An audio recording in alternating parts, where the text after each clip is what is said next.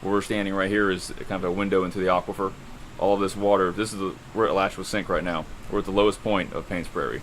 So any water that's on Paynes Prairie will eventually end up here at the Latchwood Sink. So the biggest challenge right now is the lack of water, and what that's doing to just different aspects of the job that we do out here related to resource management. I first got here in 2010. Our parking lot at the office, when I would park, my tires were in water. We had that much water in early 2010, but really since then it has steadily just tailed off.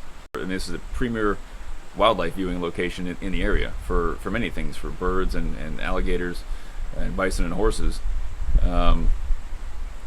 You just may have to not expect quite the numbers. They'll all still be here, but just not in the quantity that people are maybe used to. But there are still some gator holes out on the prairie where the gator will wallow out a low spot in the prairie, and that area will hold water longer.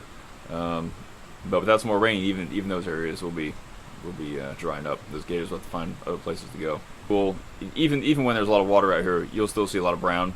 But a lot of this brown out here is also dog fennel and other plants that are here because it is so dry. They wouldn't normally be here when it's wet.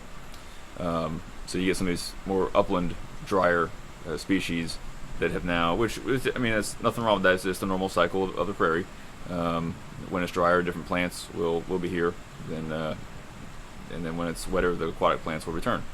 But no, it definitely looks maybe a little more kind of stark contrast into what people are used to. We are definitely probably one of the drier parts of the county right here.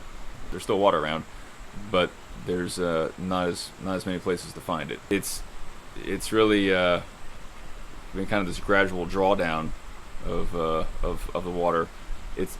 The summer didn't help us. We were really hoping to get a tropical system that would really just sit over us, and it didn't.